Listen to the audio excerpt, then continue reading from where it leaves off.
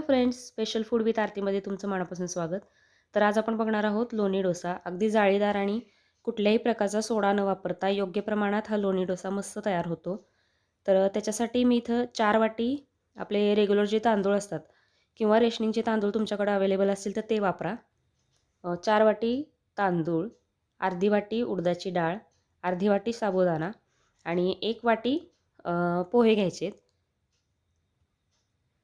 आणि हे सगळं एकत्र करून छान 2 ते 3 पाण्याने आपण स्वच्छ धुवून घ्यायचे आणि हे 4 ते 5 तास आपल्याला भिजत घालायचे. कारण जितकं जास्त भिजेल हे तितकंच म्हणजे बारीक आपण वाटू शकतो. आणि आपण हा सकाळी नाश्ता करणार आहोत तर हे छान भिजलं पाहिजे. त्याचप्रमाणे आपल्याला जर सकाळी नाश्त्याला करायचं असेल तर आदल्या दिवशी याची तयारी करून ठेवायची. इथे तुम्ही बघू शकता छान प्रकारे भिजल्या गेले हे. कारण हे आपल्याला बारीक वाटून घ्यायचं आहे, त्याच्यामुळे भिजणं महत्त्वाचं आहे. 4 ते 5 याला कंपल्सरी भिजवून ठेवा. त्याच्यामुळे काय होतं, एकदम बारीक एकसारखं वाटण आपलं तयार होतं आणि पीठ हे छान फुलायला पण मदत होते. आता हे वाटत असताना सुरुवातीलाच पाणी टाकायचं नाही. सुरुवातीला थोडंसं फिरून घ्यायचं आणि जर एकदम जड जात असेल तरच 2-3 चमचे पाणी टाकून फिरवून घ्या. कारण काय होतं ह्याच्यात, कारण जर आधीच पाणी टाकलं तर साबुदाणा नीट बारीक होत नाही, तो अखंड राहतो. तर तेवढी काळजी घ्या वाटताना. आता इथे तुम्ही बघू शकता एकदम बारीक वाटून घेतलं आहे मी. आता हे बॅटर आपल्याला जास्त पातळ पण नाही आणि जास्त घट्ट पण तयार करायचं नाही आहे.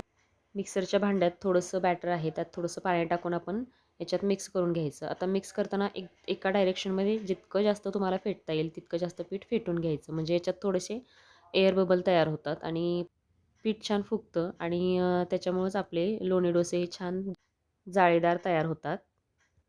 असंच एका डायरेक्शनमध्ये पीठ छान फिरवून घ्यायचं आहे. आता इथे तुम्ही बघू शकता जास्त पण पातळ नाही आणि जास्त पण घट्ट पीठ आपल्याला तयार करायचं नाही आहे. आता हे पीठ वाटून तयार आहे. आता हे झाकून रात्रभर हे भिजण्यासाठी म्हणजेच फुलण्यासाठी ठेवायचे. आता आपली डोश्याची तयारी झालेली आहे. आता याच्यासाठी लोणी डोसा आहे म्हटल्यानंतर लोणी लागणार. तर लोणी पण मी घरातच काढलेलं आहे. तर याचा पण व्हिडिओ मी माझ्या चॅनलवर शेअर केलेला आहे. त्याची पण लिंक मी डिस्क्रिप्शन बॉक्समध्ये देणार. तर ती तुम्ही नक्की बघा आणि नक्की ट्राय करा. एकदम सोप्या पद्धतीने मिक्सरच्या भांड्यात आपण ही लोणी काढलेलं आहे. हे मी रात्रीच काढून फ्रीजमध्ये ठेवलं आणि शक्य नसेल तर तुम्ही तुपाचा देखील वापर करू शकता. आता इथं लोणी डोस्याबरोबर आपल्याला हिरवी चटणी लागणार आहे. तर त्याच्यासाठी मी ओलं खोबरं घेतलं 1 वाटी, अर्धी वाटी डाळे, हिरवी मिरची, कोथिंबीर, फोडणीसाठी कढीपत्ता आणि 2 ते 3 पाकळ्या लसूण. तर आता हे बाकीचं सगळं कढीपत्ता सोडून आपण बाकीचं सगळं एकत्र बारीक वाटून घेणार आहोत. बारीक वाटल्यानंतर याच्यामध्ये चवीप्रमाणे मीठ आणि साखर, जर तुम्हाला गोड थोडीशी चटणी आवडत असेल तर साखर टाका किंवा नाही टाकले तरी चालेल. आणि मिरचीचं प्रमाणसुद्धा तुम्ही कमी जास्त करू शकता. आता ही बारीक वाटल्यानंतर इथं फोडणीच्या भांड्यामध्ये मी तेल गरम करून घेतले. त्याच्यामध्ये 1 चमचा मोहरी आणि कढीपत्ता टाकून फोडणी दिलेली आहे. तर इथं लाल मिरची जर तुमच्याकडे अवेलेबल असेल कोरडी म्हणजे सुकी लाल मिरची, तर ती तुम्ही फोडणीला वापरू शकता. तर आपली इथं चटणी तयार झालेली आहे. आता पीठ रात्रभर छान फुलून वरती आलेलं, त्याचा व्हिडिओ काढायचा माझ्याकडून राहून गेला. तर इथं तवा छान गरम करून घ्यायचा आणि गरम झाल्यानंतर गॅस थोडासा मिडियम करून त्याच्यावर हे 2 ते 3 पळी मी बॅटर टाकलेलं आहे आणि हलक्या हाताने एकदम डोस्यासारखं आपल्याला पातळ लेयर नाही तयार करायची, थोडीशी जाडच ठेवायची.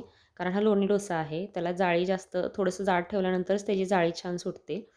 तर तुम्ही बघू शकता इथं अशा प्रकारे थोडंसं जाडच ठेवलेलं आहे. आता मस्तपैकी त्याच्यावर लोणी टाकून घ्यायचं आहे आणि दोन्ही बाजूनी खरपूस भाजून घ्यायचं आहे. तर इथं तुम्ही जाळी बघू शकता किती छान जाळी सुटली. जितकं जास्त पीठ आपलं इथं मुरेल किंवा भिजायला जितका जास्त वेळ आपण देऊ त्याला, तितकं छान आपला लोणी डोसा सॉफ्ट आणि जाळीदार तयार होतो. तर इथं दोन्ही बाजूने छान भाजून घ्यायचा आणि तुम्ही बघू शकता मस्त जाळी सुटली याला. वरतून पण बघू शकता तुम्ही. मस्त गरम-गरम लोणी डोसे आणि चटणी खूप छान लागते. नक्की ट्राय करा आणि ट्राय केल्यानंतर नक्की कमेंट करा की कसे झाले होते. आणि चॅनलवर जर नवीन असाल तर चॅनलला सबस्क्राईब करा आणि रेसिपी आवडल्यास लाईक करा आणि तुमच्या फ्रेंड्सबरोबर, तुमच्या रिलेटिव्सबरोबर जास्तीत जास्त शेअर करा.